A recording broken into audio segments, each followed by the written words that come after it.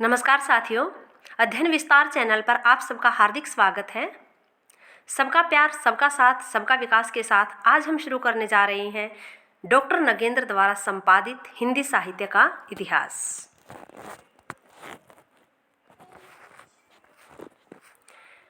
हिंदी भाषा उद्भव, विकास और स्वरूप। हिंदी जिस भाषा धारा के विशिष्ट दैशिक और कालिक रूप का नाम है, भारत में उसका प्राचीनतम रूप संस्कृत है। संस्कृत का काल मोटे रूप से 1500 ईसा पूर्व से 500 ईसा पूर्व तक माना जाता है। इस काल में संस्कृत बोलचाल की भाषा थी। उस बोलचाल की भाषा का ही शिष्ट और मानक रूप संस्कृत वाङ्मय में प्रयुक्त हुआ है। संस्कृत भाषा के भी दो रूप मिलते हैं। एक भाषा वैदिक संस्कृत, जिसमें वैदिक वाङ्मय की रचना हुई है, और दूसरी लौकिक या क्लासिकल संस्कृत है, जिसमें वाल्मीकि, व्यास, भास, अश्वघोष, कालिदास, माघ आदि की रचनाएं हैं। इस संस्कृत काल के अंत तक मानक या प्रतिष्ठित भाषा तो एक थी, किंतु 3 क्षेत्रीय बोलियां विकसित हो चली थी, जिन्हें पश्चिमोत्तरी, मध्य देशी तथा पूर्वी नाम से अभिहित किया जा सकता है। संस्कृतकालीन बोलचाल की भाषा विकसित होते होते 500 ईसा पूर्व के बाद प्रवृत्ति काफ़ी बदल चुकी थी, जिसे पाली की संज्ञा दी गई। इसका काल 500 ईसा पूर्व से पहले ईस्वी तक है। बौद्ध ग्रंथों में पाली का जो रूप मिलता है, वह इस बोलचाल की भाषा का ही शिष्ट और मानक रूप था। इस काल में क्षेत्रीय बोलियों की संख्या 4 हो गई थी: पश्चिमोत्तरी, मध्य देशी, पूर्वी और दक्षिणी। पहले ईस्वी तक आते आते यह बोलचाल की भाषा और परिवर्तित हुई तथा पहले ईस्वी से 500 ईस्वी तक इसका रूप प्राकृत नाम से अभिहित किया गया। इस काल में क्षेत्रीय बोलियां कई थीं, जिनमें मुख्य शोरशैनी, पैशाची, ब्राह्मण, महाराष्ट्री, मागधी और अर्धमागधी प्रमुख हैं। प्राकृतों से ही विभिन्न क्षेत्रीय अपभ्रंशों का विकास हुआ। अपभ्रंश भाषा का काल मोटे रूप से 500 ईस्वी से 1000 ईस्वी तक है। आज के प्राप्त अपभ्रंश साहित्य में मुख्यतः पश्चिमी और पूर्वी 2 ही भाषा रूप मिलते हैं, परंतु प्राकृत के मुख्यतः 5 क्षेत्रीय रूपों तथा आज के 9 लहंदा, पंजाबी, सिंधी, गुजराती, मराठी, हिंदी, उड़िया, बांग्ला, असमिया आर्य भाषाओं के बीच की अपभ्रंश रूप में प्राप्त कड़ी के क्षेत्रीय रूपों की संख्या 6 और 10 के बीच में ही होगी। इससे कम नहीं हो सकती। इसे अनुमान सहज ही लगाया जा सकता है कि अपभ्रंश के सभी क्षेत्रीय रूपों का अपभ्रंश साहित्य में प्रयोग नहीं हुआ। यदि विभिन्न प्राकृतों से विकसित अपभ्रंशों को किसी अन्य नाम के अभाव में प्राकृत नामों से ही अभिहित करें, तो आधुनिक आर्य भाषाओं का जन्म अपभ्रंश के विभिन्न क्षेत्रीय रूपों से इस प्रकार माना जा सकता है। अपभ्रंश, आधुनिक भाषाएं तथा उपभाषाएं। शोरशैनी: पश्चिमी हिंदी, राजस्थानी, पहाड़ी, गुजराती। पैशाची, लहंदा, पंजाबी, ब्राह्मण, सिंधी। शोरशैनी से पश्चिमी हिंदी, राजस्थानी और पहाड़ी गुजराती का उद्भव हुआ है। पैशाची से लहंदा, पंजाबी, ब्राह्मण, सिंधी। महाराष्ट्री, मराठी, मागधी, बिहारी, बांग्ला, उड़िया, असमिया। अर्धमागधी, पूर्वी हिंदी। उपयुक्त विवरण से स्पष्ट होता है कि हिंदी भाषा का उद्भव अपभ्रंश के शोरशैनी, अर्धमागधी और मागधी रूपों से हुआ है। हिंदी प्रदेश, उपभाषाएं तथा बोलियां। हिंदी भाषा का क्षेत्र हिमाचल प्रदेश, पंजाब का कुछ भाग, हरियाणा, राजस्थान, दिल्ली, उत्तर प्रदेश, उत्तरांचल, छत्तीसगढ़, झारखंड, मध्य प्रदेश तथा बिहार है, जिसे हिंदी भाषी प्रदेश कहते हैं। इस पूरे क्षेत्र में हिंदी की 5 उपभाषाएं हैं, जिनके अंतर्गत मुख्यतः 10 बोलियां हैं। उपभाषाएं और बोलियां। पश्चिमी हिंदी के अंतर्गत है खड़ी बोली या कोरवी, ब्रजभाषा, हरियाणी, बुंदेली, कन्नौजी। पूर्वी हिंदी के अंतर्गत अवधी, बघेली, छत्तीसगढ़ी। राजस्थानी, पश्चिमी राजस्थानी, मारवाड़ी, पूर्वी राजस्थानी, जयपुरी। उत्तरी राजस्थानी, मेवाती। दक्षिणी राजस्थानी, मालवी। पहाड़ी हिंदी से पश्चिमी पहाड़ी, मध्यवर्ती पहाड़ी, कुमाऊनी, गढ़वाली। और बिहारी से भोजपुरी, मगही और मैथिली भाषा का उद्भव हुआ है।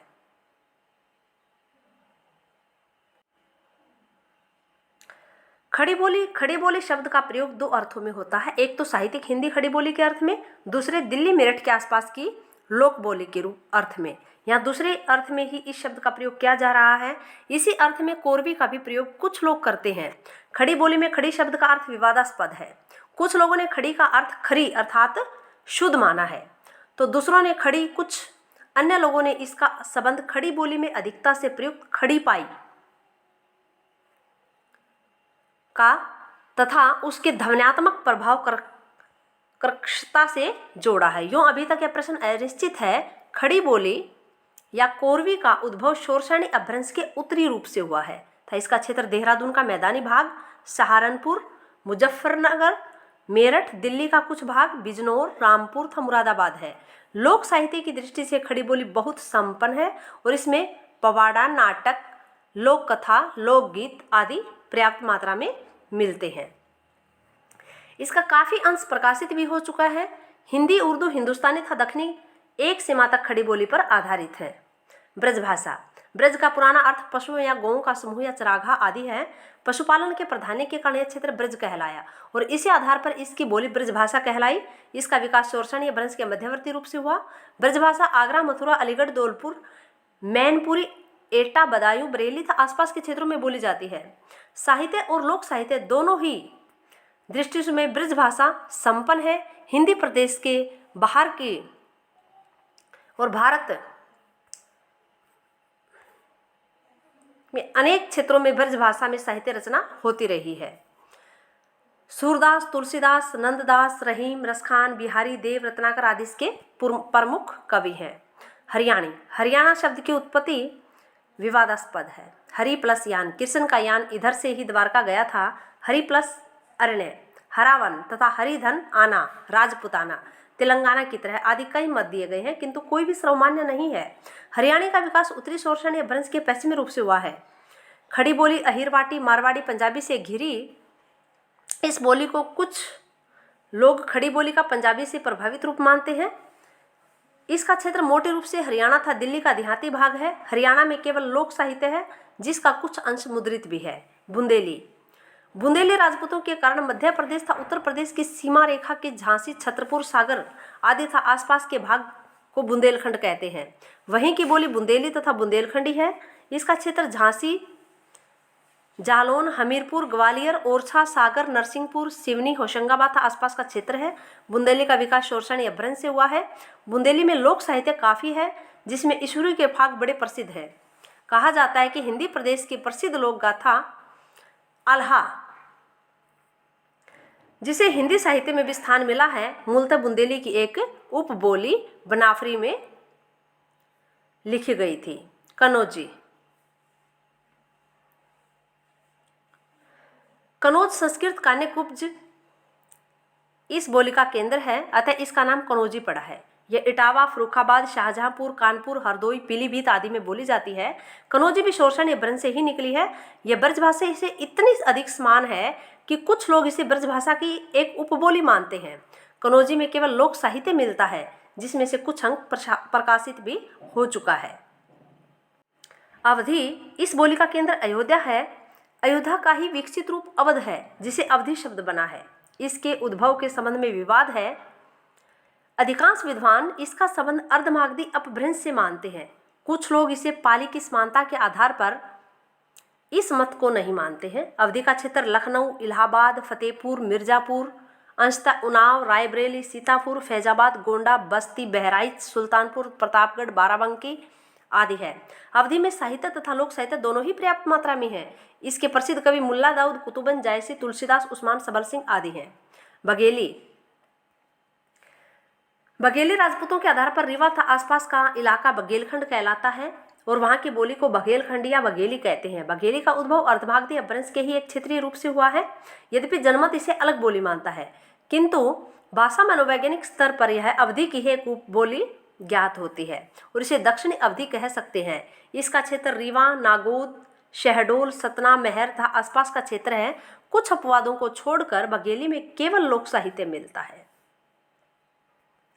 छत्तीसगढ़ी। मुख्य क्षेत्र छत्तीसगढ़ होने के कारण इसका नाम छत्तीसगढ़ी पड़ा है। अर्धमागधी अपभ्रंश के दक्षिणी रूप से इसका विकास हुआ है। इसका क्षेत्र सरगुजा, कोरिया, बिलासपुर, रायपुर, खैरागढ़,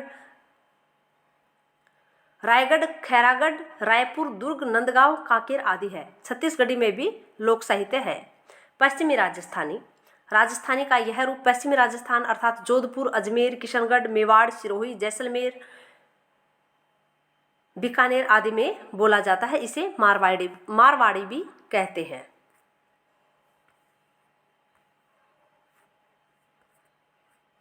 शोरसानी अपभ्रंश से इसका विकास हुआ है। मारवाड़ी में साहित्य तथा लोक साहित्य दोनों ही पर्याप्त मात्रा में है। मीरा के पद इसी भाषा में है। उत्तरी राजस्थानी में इसका क्षेत्र अलवर, गुड़गांव, भरतपुर तथा आसपास है। मेव जाति के इलाके मेवात के नाम पर इसे मेवाती भी कहते हैं। इसकी एक मिश्रित बोली अहीरवाटी है जो गुड़गांव, दिल्ली तथा करनाल के पश्चिमी क्षेत्रों में बोली जाती है। इस पर हरियाणी का बहुत प्रभाव है।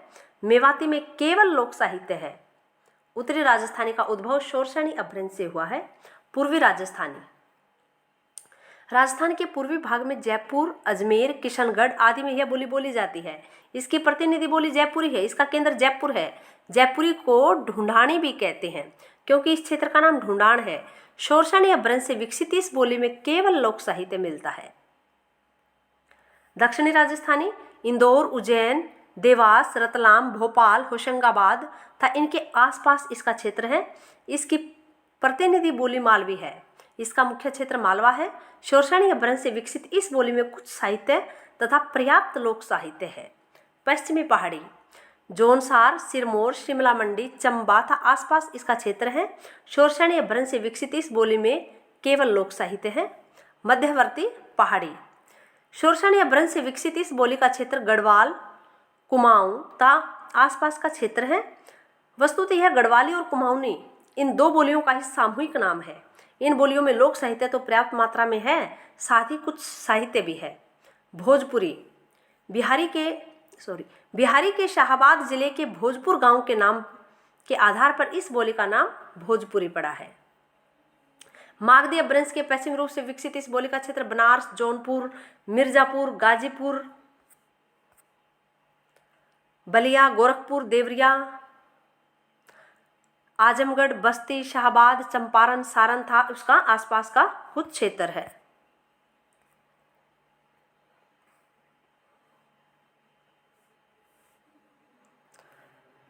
हिंदी प्रदेश की बोलियों में भोजपुरी बोलने वाले सबसे अधिक हैं। भोजपुरी में मुख्यतः लोक साहित्य ही मिलता है। शिष्ट साहित्य बहुत कम है। भारतेंदु, प्रेमचंद, प्रसाद आदि इसी क्षेत्र में रहे हैं किंतु साहित्य में इन्होंने इसका प्रयोग नहीं किया है।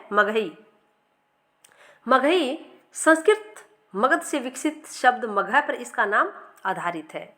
मागधी अपभ्रंश से विकसित यह बोली पटना, गया, पलामू, हजारीबाग, मुंगेर, भागलपुर तथा इसके आसपास बोली जाती है। इसमें लोक साहित्य काफ़ी है। कुछ ललित साहित्य भी इसमें मिलता है। मैथिली मागधी अपभ्रंश के मध्यवर्ती रूप से विकसित यह बोली हिंदी और बांग्ला क्षेत्र की संधि पर मिथिला में बोली जाती है। दरभंगा, मुजफ्फरपुर, पूर्णिया, मुंगेर, बिहार आदि में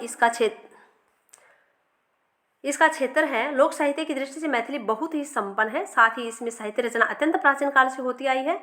हिंदी साहित्य को विद्यापति जैसे रसिद कवि देने का श्रेय मैथिली को ही है। इसके अतिरिक्त गोविंदास, रणजीत लाल, हरिमोहन झा आदि भी इसके अच्छे साहित्यकार हैं। हिंदी, हिंदुई, हिंदुस्तानी, उर्दू। पीछे यह संकेत किया गया है कि खड़ी बोली नाम का एक प्रयोग साहित्यिक हिंदी, उर्दू, हिंदुस्तानी आदि की आधार भाषा या आज की साहित्यिक हिंदी के लिए भी होता है। वस्तुतः हिंदी, उर्दू, हिंदुस्तानी नामों का प्रयोग जिन भाषा रूपों के लिए होता है व्याकरणिक स्तर पर वे प्राय एक ही है। उनकी आधार भाषा वह मिश्रित बोली है जो मूलतः कोरवी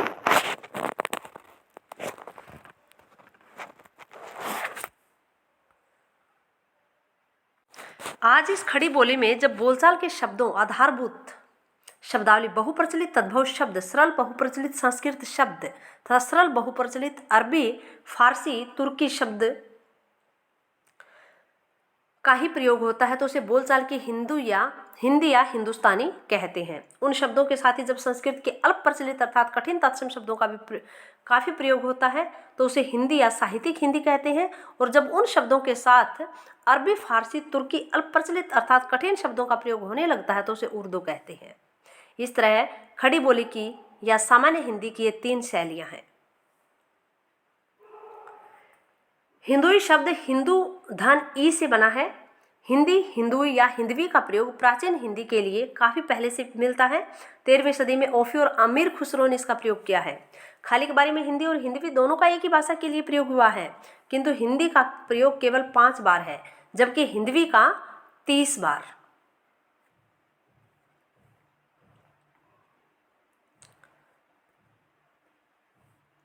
इसका अर्थ यह हुआ कि पहले हिंदी की तुलना में हिंदवी नाम ज़्यादा प्रचलित था। हिंदी धीरे धीरे हिंदवी नाम उस भाषा के लिए सीमित हो गया जिसमें संस्कृत के शब्द अपेक्षाकृत अधिक थे और हिंदुस्तानी उस भाषा को कहने लगे जिसमें अरबी, फारसी के शब्द ज़्यादा थे। गारसादा तासी के इतिहास में हिंदुई तथा हिंदुस्तानी नाम ठीक इसी अर्थ में आए हैं। अब प्राय लोग केवल दक्षिणी तथा उसके पहले के उत्तर भारत के मसूद, खुसरो तथा शकरगंजी आदि के साहित्य की भाषा के लिए ही हिंदुई या हिंदवी नाम का प्रयोग करते हैं। हिंदुस्तानी शब्द हिंदुस्तान धन ई से बना है। ग्रियर्सन, धीरेन्द्र वर्मा आदि कई लोगों का मत है कि यह नाम अंग्रेजों का दिया हुआ है, किंतु वास्तविकता यह है कि तुझके बाबरी में भाषा के अर्थ में हिंदुस्तानी शब्द का प्रयोग हुआ है।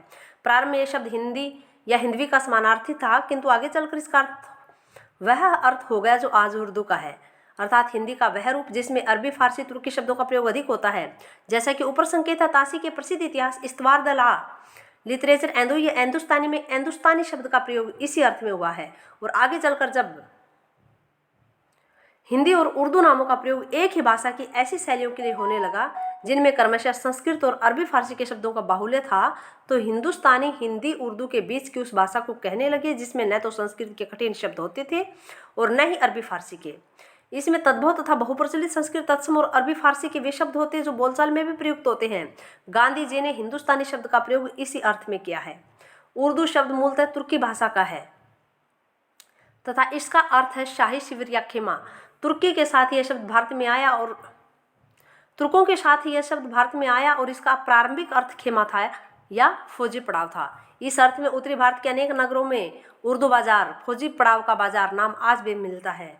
मुगल बादशाह के इन फौजी पड़ावों में धीरे धीरे पूर्वी पंजाबी, हरियाणी, कोरवी तथा ब्रज मिश्रित एक ऐसी बोली विकसित हुई जिसमें अरबी, फारसी, तुर्की के शब्द काफ़ी थे। बोलियों का मिश्रण स्थानीय प्रभाव तथा इन खेमों के सिपाहियों के कारण था। तो तुर्की शब्द मुगलों की अपनी भाषा और उनकी दरबारी भाषा फारसी के कारण थे।